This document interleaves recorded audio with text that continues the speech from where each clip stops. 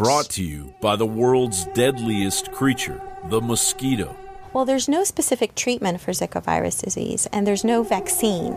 However, we have seen that most of the cases are mild, or some of them do not even show any symptoms. Currently, a vaccine for Zika doesn't exist, but the necessity of one could bring Bill Gates' lifelong world depopulation preoccupation one step closer to its IBM and Microsoft eugenics industrial complex vision. Zika virus, a virus spread to humans by the Aedes aegypti mosquito, the same mosquito that produces yellow fever, dengue, and chikungunya, and is found in the Americas, Africa, Asia, India, and the Pacific Islands. Symptoms in adults are mild and can last for several days to a week. Health officials are now questioning whether the virus has long-lasting neurological and muscle-weakening effects similar to Guillain-Barré syndrome. The most prevalent danger of Zika involves microcephaly, causing stunted brain development in babies. The BBC reports, health officials battling the Zika virus in Brazil say as many as 100,000 people could have been infected in one city alone. About 3,500 cases of microcephaly have been identified in Brazil so far. But before we sound the alarm, there is zero evidence that the Zika or Zika virus could be causing the microcephaly outbreak. Giant scam. I've been to this rodeo many times before with viruses and so-called diseases being caused by viruses. And in my recent article at No More Fake News, I run down the useless and deceptive laboratory tests that try to define how, for example, the Zika virus is causing babies to be born with smaller heads and damaged brains, and the science absolutely does not hold up. But what does hold up as a cause of this happening, and I believe there are multiple causes, and you need to look to Brazil, for example. You are talking about gigantic amounts of pesticide use down there. They use more pesticides in Brazil than any country in the world. Any country in the world. And many of these pesticides are banned in 22 other countries. So you're talking about highly toxic substances in the very area where they're reporting all of these, deformed births. Oddly enough, though, the Bill and Melinda Gates Foundation funded Oxitec mosquito release experiment conducted in Brazil last year preceded the explosion of microcephaly cases in Brazil. Brazil, home to over 200 million people, and the 2016 Rio Olympic Games is losing the battle. The Associated Press reports Brazil's health minister says the country will mobilize some 220,000 troops, but he was also quoted Tuesday as saying the battle is already being lost. Castro said that nearly 220,000 members of Brazil's armed forces would go door to door to help in mosquito eradication efforts, according to Rio de Janeiro's O Globo newspaper. Door-to-door mosquito eradication efforts? Something the totalitarian gun-grabbing White House administration could swoop down and capitalize on if an outbreak occurs in the United States. Now, evidence of the Zika virus reaching the United States has been confirmed. The Los Angeles Public Health Department reported one confirmed case of the Zika virus in the United States after a teenage girl was diagnosed after traveling to El Salvador in November of 2015. The LA Health Department states, quote, "No transmission of Zika virus infection has occurred in Los Angeles County. However, Aedes mosquitoes are present in the San Gabriel Valley and in the eastern part of the county. At this time, local transmission is unlikely. It would require an Aedes mosquito biting a Zika-infected person and then biting others," close quote, which wouldn't be an issue if our immigration laws were actually enforced. However, potential Zika-infected humans are crossing the U.S. border every day. But never fear, Bill Gates and his eugenics-based obsession God solution is here. With the blessings of the United Nations, the Oxitec Corporation secretly released 3 million genetically engineered mosquitoes into the Cayman Island mosquito population, devastating the native mosquito population by 96%, which sounds like a victory. However, the male genetically modified mosquitoes are spliced with protein fragments of E. coli and herpes. that act as the kill switch when they mate with the female native mosquitoes. Oxitec argues that male mosquitoes don't bite, but studies discover the genetically engineered females had been released with the males in smaller numbers. Plus, the potential for a human to inhale or expose a wound to the genetically engineered DNA is blatantly being ignored, as is the potential for the mosquitoes to develop a resistance to the lethal gene and or breed in infinite quantity if exposed to the nature-infused pools of the tetracycline they need to survive.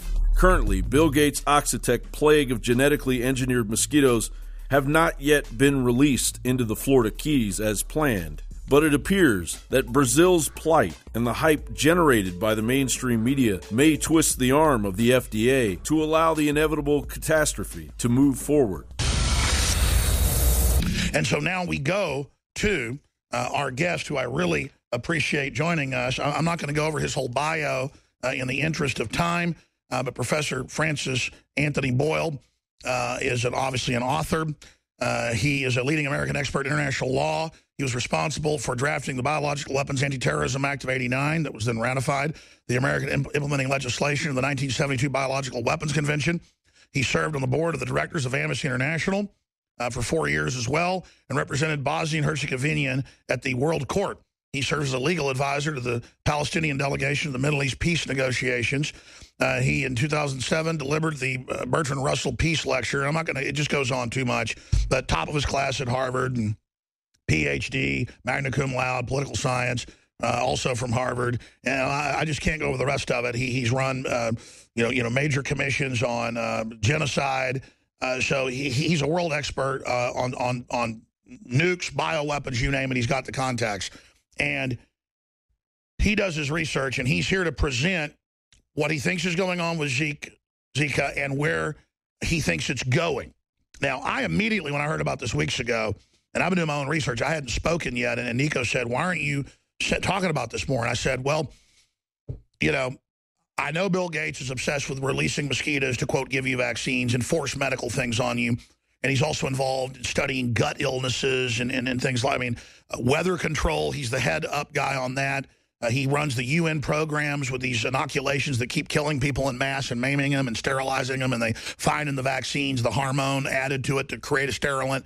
So it's not like he's a suspect. He's been caught in all this. And his wife a few years ago made a very cryptic statement in Germany. She said, the people claiming we're involved in covert population control and things, you better watch it or people are going to die. It was a double meaning, quote, you're going to kill people not having us do this, or we're going to get you. But they're very, his dad ran Planned Parenthood, was in Army intelligence, high level. These are very serious people, okay? And from our research, the Bill and Melinda Gates Foundation is a front for real shadow government eugenics. Now, let's just stop right there. He's the main funder of gun control, you name it as well, but never gets heat for it. So talking about him is very dangerous. So we appreciate Professor Francis Boyle's courage. He's going to drop some heavy data on us. And for radio listeners, I'm going to be going through articles here while he speaks, backing up the things I just said, okay? And you can later tonight go to Infowars.com. We'll have the video of this posted, even if you're not watching us live and just listening, because this isn't science fiction. This is the real world, and they're saying women shouldn't have children for a couple of years. In these countries now, is it a scare to not have kids? Is that the population control? Causes deformities in children? Here to tell us what the virus does, what he really thinks is happening, and who the main suspects are, if it's a bioweapon, is Professor Francis Anthony Boyle. Sir, thank you so much for joining us. Well, Alex, thank you very much for having me on, and my best to your viewing audience. Thank you, sir. You've got the floor. Go ahead and tell us what you think's going on here. Well, of course, I have no inside information. I've just been dealing with reputable news media sources from around the world, but it does seem to me and to others, another expert friend of mine, that what we were dealing with here is some type of biowarfare agent that has been genetically modified, GMO. So for that reason, you really can't believe anything the WHO, the Pan American Health Organization, the CDC is telling you. It also appears, as you correctly point out, that Gates was involved in this. Bill Engdahl has the book on Gates that he's basically a genocidalist. He does have people on his staff with experience having done what I call death science, life scientists who do biowarfare work. It appears that the U.S. Advanced Biowarfare Facility at Galveston was involved. It also appears that the